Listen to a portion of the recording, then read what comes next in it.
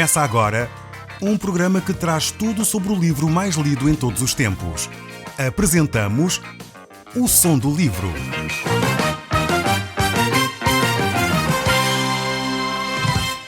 Seja muito bem-vindo. Neste podcast vai encontrar o livro mais conhecido e lido em todo o mundo.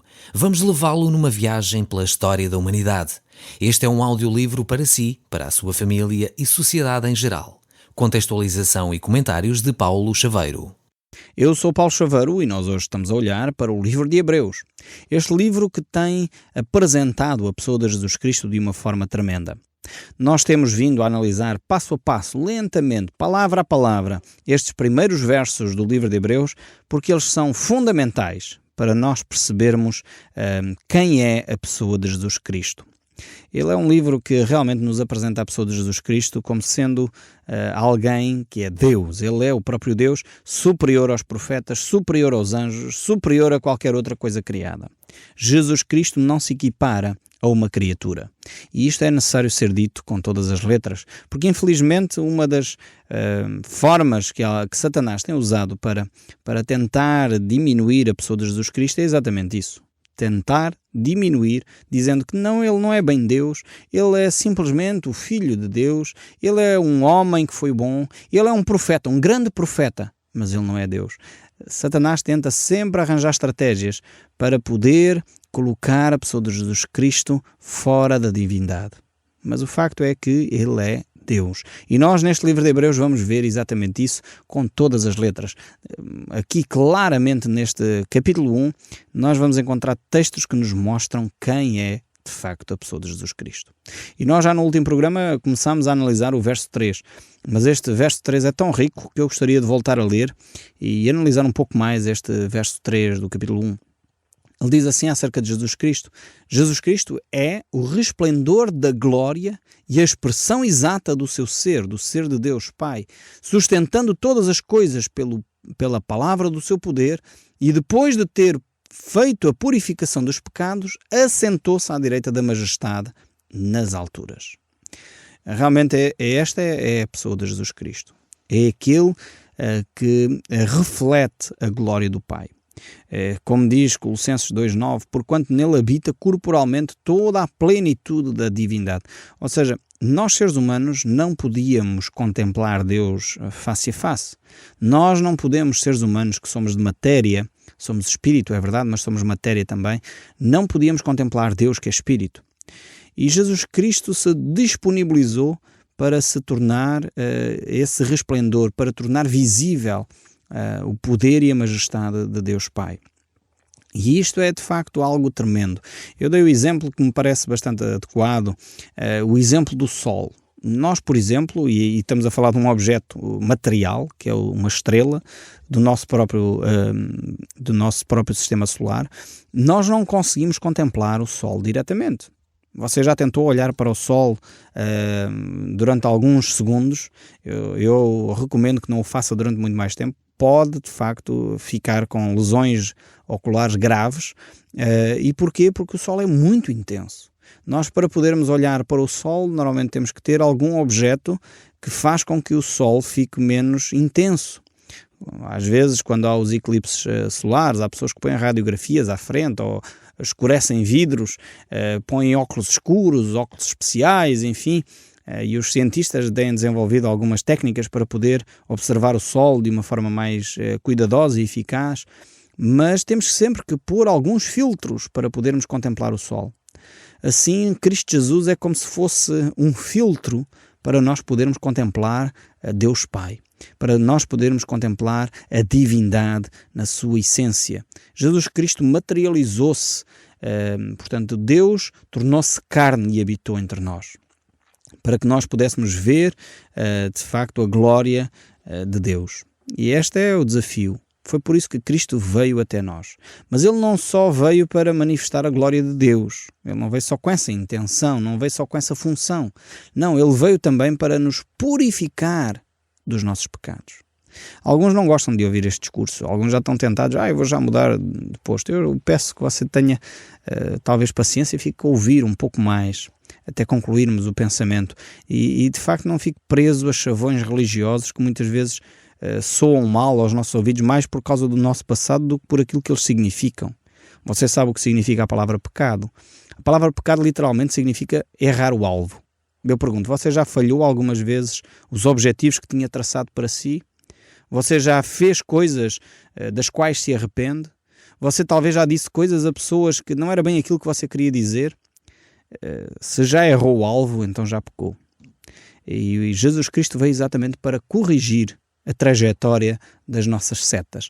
Esta ideia de tiro ao alvo que realmente é traduzida para aqui.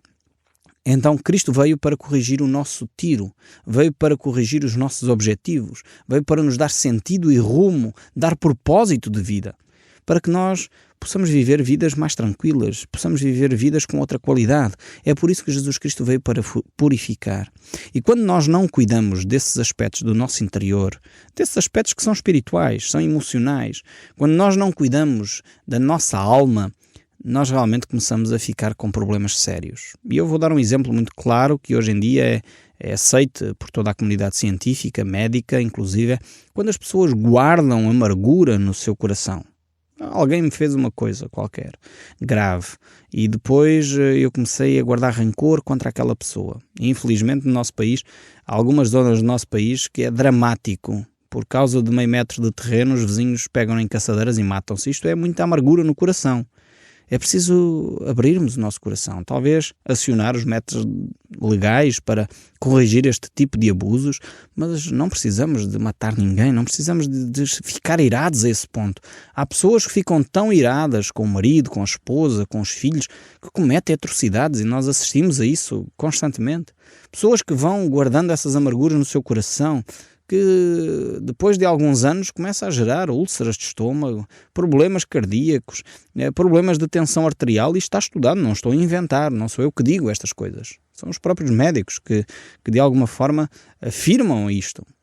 E há alguns que dizem até, vão mais longe e dizem que alguns tipos de câncer até têm a ver com esse tipo de amargura que nós guardamos no nosso coração. Jesus Cristo veio para nos purificar do nosso pecado. Então, se eu sinto amargura contra alguém, se você, quando está a ouvir este programa, eu começo a falar de amargura e você vem à sua mente o pensamento de uma pessoa, o nome de uma pessoa, confesse isso a Deus. Perdoa-me o meu pecado. Perdoa-me, ó Deus, porque eu estou a guardar ressentimentos contra esta pessoa. Eu quero ser purificado por ti. E se for preciso, vou falar com essa pessoa para resolver este problema. Tenha essa coragem e vai ver que vai melhorar a sua qualidade de vida. Jesus Cristo veio realmente para purificar os nossos pecados. E há pecados que nós cometemos contra outros, como estes que acabei de dizer, amargura, palavras que ofendem. Não tenha problema em pedir perdão. Se você magoou alguém, peça perdão, não seja resistente, não seja orgulhoso. Muitas vezes nós achamos que tivemos razão naquilo que dissemos, mas entretanto ofendemos as pessoas. Então, se calhar temos razão, e por isso nós não vamos pedir perdão pela razão que temos, mas se calhar temos que pedir perdão pela ofensa que fizemos. Porque ao tentar defender a nossa razão, fomos incorretos na forma como o fizemos. E por isso magoámos as pessoas, ofendemos, dissemos coisas que não devíamos. Então tenha a coragem, tenha talvez até a ousadia, tenha a nobreza de chegar perto das pessoas que ofendeu e dizer, olha, eu peço-te perdão. Isto sabe o que é que revela? Não revela uma pessoa pequena, antes pelo contrário, revela uma pessoa grande, revela nobreza, revela estar acima dos outros, porque infelizmente o que as pessoas normalmente fazem é vingar-se, é maltratar os outros, é jogar na mesma moeda, e isso é descer, é baixar-nos ao nível dos outros. Mas ser mais elevado, ser mais alto, ser mais nobre, é de facto pedir perdão aos outros, reconhecer as nossas fraquezas, saber que erramos. Infelizmente nós temos poucos modelos destes na nossa sociedade, começando pelos próprios ministros e deputados, que nunca admitem os seus erros. Como se admitir os erros fosse uma coisa, enfim, muito estranha. Nós todos somos seres humanos e erramos. Estranho seria se não errássemos. Mas nós erramos. A grande dificuldade que nós temos no nosso coração é admitir que erramos. E quanto mais nós admitimos que erramos, quanto mais nós conhecemos a nossa limitação, quanto mais conscientes estamos de quem nós somos, mais saudáveis nós somos. Não precisamos de nos defender, não precisamos de andar a inventar desculpas, não precisamos de mentir, não precisamos de criar situações complicadas porque afinal falhamos. Todos nós falhamos. E Quanto mais nos conhecemos, quanto mais aceitamos quem nós somos, quanto mais reconhecemos os nossos erros e confessamos a Deus e ao próximo, mais saudáveis nós somos, mais tranquilos nós dormimos, mais pessoas amigas e pessoas afáveis nos tornamos.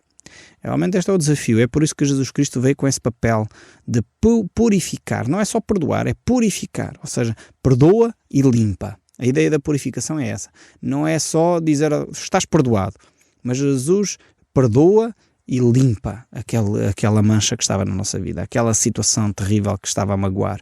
Então, de facto, precisamos de entender esta obra fantástica que Deus faz em nós. E é uma obra que foi completa, que está terminada. Por isso em Colossenses 2, mais uma vez este livro de Colossenses, várias vezes vamos citá-lo, Colossenses 2, verso 10 diz: também nele estás aperfeiçoados. Ele é o cabeça de todo o principado e potestade. Cristo Jesus tem todo o poder sobre os seres materiais e seres espirituais. Isto é algo interessantíssimo. Algumas pessoas veem demónios em cada esquina e andam atemorizados com os demónios, como se Satanás, de facto, tivesse muito poder. E ele tem poder. Mas é interessante ver que Cristo tem todo o domínio sobre os principados e potestades, sobre todo o ser espiritual que se possa nomear. Cristo Jesus tem autoridade. É por isso que quando, em nome de Jesus, se ora para que um demónio saia de uma pessoa, para que um demónio liberte uma casa, para que um demónio possa sair da vida daquela pessoa, ele tem que sair. Porque Jesus Cristo tem domínio, tem poder, ele é o cabeça sobre todo o principado e potestade. É por isso mesmo que quando há pessoas com problemas de ordem espiritual não vale a pena ir à bruxa, porque aí estão-se a submeter a Satanás ainda mais. Estão a ficar mais subjugados com o poder de Satanás. Temos é que invocar o nome de Jesus Cristo, porque é Jesus Cristo quem nos liberta de toda a opressão do mal. Por isso os cristãos não precisam temer os maus olhados, os cristãos não precisam temer com superstições, não precisam ficar angustiados com aquilo que a A, B ou C vai querer fazer contra eles, porque Cristo Jesus é o cabeça. Cristo Jesus é quem os protege. Cristo Jesus é quem está do nosso lado. E como diz Romanos, quem intentará acusação contra os escolhidos do Senhor? Ninguém. Porque é Ele quem os defende. Realmente, quando temos Cristo do nosso lado, podemos andar seguros e tranquilos, sem medo, sem receio algum, porque é Cristo quem nos defende. Jesus tem, de facto, ainda hoje, ministérios interessantíssimos. Um deles, por exemplo, é interceder por nós. Mais uma vez, citando Romanos, vemos claramente que Jesus Cristo intercede por nós. Jesus Cristo tem o ministério de pastor, de cuidar das suas ovelhas. Jesus Cristo tem o ministério também de disciplinar. E Jesus Cristo ainda tem o ministério de auxiliar, de socorro, de ajuda, de apoio, e por isso nós podemos clamar a Ele, porque Ele já nos tem abençoado com toda a sorte de bênçãos espirituais nos lugares celestiais. Nós podemos nos aproximar de Jesus Cristo em oração. Mas atenção, não façamos da oração um peditório. Às vezes nossas orações são mais um peditório do que de facto comunhão. Deus quer ter comunhão connosco. É verdade que nós podemos pedir coisas a Deus, mas não façamos das nossas orações uma lista de pedidos. Mas tratemos da nossa comunhão com Deus, falemos com o nosso Senhor, coloquemos aquilo que vai no nosso coração, mas de bom, mas também aquilo de mau que vai no nosso coração. Aquilo que vai na nossa alma de mau, nós podemos pedir para Deus nos libertar. Aquilo que vai no nosso coração de bom, podemos dizer: Deus, eu te agradeço por aquilo que me está a acontecer. E muitas vezes nós somos ingratos, porque somos capazes de nos lembrar de pedir, mas temos grandes dificuldades em nos lembrar de agradecer. Precisamos de reconhecer a majestade do nosso Senhor Jesus Cristo. Depois, saltando aqui para o verso 4, vemos o seguinte ainda: tendo-se tornado tão superior aos anjos, quanto herdou mais excelente nome do que eles. Aqui vemos, por um lado, em primeiro lugar, vimos que Jesus era superior aos profetas, porque em Cristo Jesus encerrou-se a declaração de Deus à humanidade. Portanto, nos últimos tempos Deus falou através de Jesus, e agora vemos que Jesus Cristo é superior aos anjos, e aqui precisamos de entender um pouco a mentalidade hebraica. Os crentes hebraicos davam muito valor aos anjos. Eles colocavam os anjos num patamar assim bastante alto em termos do relacionamento com Deus. Tanto que, de facto, os patriarcas, os profetas, de alguma forma eram visitados naquele tempo por anjos, e por isso mesmo a angiologia era uma disciplina muito apreciada naquela altura. Também a Bíblia tinha sido dada, o Velho Testamento, a lei, tinha sido dada ou promulgada através de anjos, e por isso mesmo os hebreus valorizavam muito esse aspecto. Agora, alguns achavam que Jesus Cristo era um anjo. Era assim um ser espiritual, é verdade, mas um anjo. E ainda hoje em dia há algumas religiões que pensam um pouco isto. Isto ainda há laivos do gnosticismo nesta altura, e o autor aqui de Hebreus tenta combater exatamente essa ideia, porque o gnosticismo o que dizia, hoje ainda há religiões ligadas com isso, como o espiritismo, por exemplo, que diz que Jesus é uma luz superior, enfim, todos nós caminhamos para aí, e como tal, Jesus é essa luz suprema, foi um homem que se aperfeiçoou a tal ponto de se tornar uma luz superior. E o que o autor de Hebreus diz é que Jesus é muito superior aos anjos. Os anjos são criaturas, e é isso que nós vamos ver nos versos a seguir. Os anjos foram criados por Jesus. Jesus é criador. Jesus não é um anjo que se tornou criador. Jesus não é um anjo superior. Jesus é Deus. E isto é preciso ser dito mais uma vez, porque há de facto muita confusão, muitas religiões que tentam diminuir a pessoa de Jesus Cristo. E dizendo exatamente isto, já aqui nesta altura, alguns hebreus queriam dizer, ok, Jesus Cristo é de facto um anjo superior, foi um anjo que teve poderes sobrenaturais dados por Deus, tinha um papel importante. E aqui o autor de Hebreus, Paulo, diz claramente, não, ele é superior aos anjos, muito superior aos anjos. E realmente, para uma mentalidade hebraica, isto mexia lá com as suas convicções, porque eles estavam habituados a pensar nos anjos como seres muito importantes, e por isso é necessário ele dizer, tendo-se tornado tão superior aos anjos quanto herdou mais excelente nome do que eles. E porque é que ele faz este paralelismo? E ele vai explicar, verso 5, pois no qual dos anjos disse jamais, tu és meu filho, eu hoje te gerei, e outra vez diz, eu lhe serei por pai e ele me será por filho.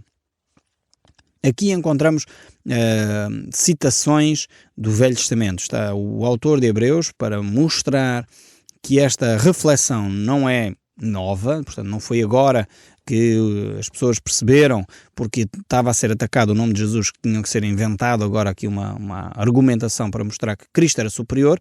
Não, o autor de Hebreus vai citar o livro dos Salmos, no capítulo 2, o verso 7, mostrando exatamente que Cristo é superior a qualquer ser criado. E por isso mesmo ele cita também este texto para mostrar que o próprio Deus tinha já um relacionamento no Velho Testamento. Jesus Cristo já existia, já havia Deus Pai, Filho e Espírito Santo no Velho Testamento. Não é uma novidade do Novo Testamento, é algo que já existia, porque Deus existe de eternidade em eternidade. Este texto também aqui refere-se a 2 Samuel, capítulo 7, e é por isso que o autor de Hebreus vai fazer várias citações aqui do Velho Testamento, para mostrar exatamente que há respaldo no Antigo Testamento para estas afirmações que estão a ser feitas aqui no livro de Hebreus. O verso 6 ainda diz, e novamente ao introduzir o primogênito no mundo, disse, a todos os anjos de Deus o adorem. Então, claramente vemos aqui que Jesus Cristo é Deus que merece toda a adoração, é aquele que merece todo o louvor. E aqui quando a palavra aparece primogênito, muitas vezes nós associamos, por causa da nossa humanidade, primogênito a alguém que nasceu primeiro, não é? Num certo sentido, os nossos filhos mais velhos são os primogênitos, mas aqui a ideia de primogênito é tão somente a ideia de facto de primeiro, daquele que tem a primazia, daquele que tem o lugar mais importante, e não tanto de alguém que foi criado como o primeiro. E às vezes esta palavra pode conduzir a algumas interpretações erradas, exatamente se não entendemos que esta palavra tem mais do que um significado. Não é só alguém que nasce primeiro, mas é alguém que tem a primazia, é alguém que de facto está em primeiro lugar.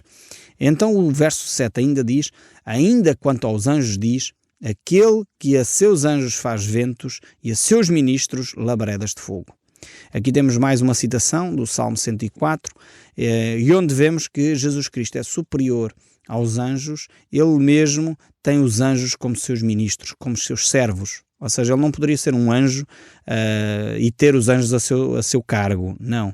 Ele é o próprio Deus, criador de todas as coisas, como nós já vimos nos versos anteriores, e agora manifesta mostrando que não só ele é o criador, como os anjos, que para um hebreu eram muito importantes, são simplesmente ministros, são simplesmente servos. E aqui a palavra ministro não tem a ver com os nossos ministros atualmente, que andavam de bons carros e têm lugares e poder e não sei o quê. Não, ministro aqui é servo, alguém que está ao serviço de. Seria bom que os nossos ministros estivessem ao serviço do povo, pelo menos, e não ao serviço de si próprios. E aqui os anjos estão ao serviço de Jesus Cristo. Eles foram criados para servir o Deus eterno. E a pessoa de Jesus Cristo é esse que está a ser servido pelos anjos. E diz que não só eles são ministros, não só eles estão ao serviço de Cristo, como a qualquer momento Deus poderia, de facto, julgá-los. E Deus vai julgar um dia. Aqui refere-se não só aos anjos de Deus, mas também àqueles anjos, porque Satanás e aqueles que nós chamamos hoje de demónios eram anjos no passado, que se rebelaram contra Deus. E por isso aqui revela este verso 7, de alguma forma também o julgamento que Deus vai exercer a esses mesmos seres. Esses seres que têm atormentado os seres humanos, muitas vezes que têm agido de uma forma malévola e essencialmente para contrariar e retirar a glória a Deus. Deus diz que aqui Ele vai julgar, Ele vai condenar aqueles que têm agido de uma forma errada.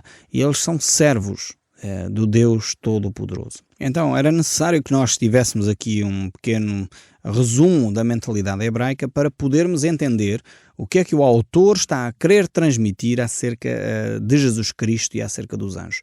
Cristo Jesus não é comparável a qualquer ser criado, Ele é o Criador de todas as coisas, Ele é Deus e por isso mesmo Ele tem toda a autoridade sobre todos os seres espirituais e materiais, sobre toda a natureza criada.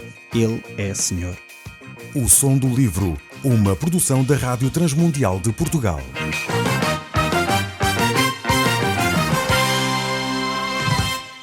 RTM. Conhece todos os nossos programas em rtmportugal.org.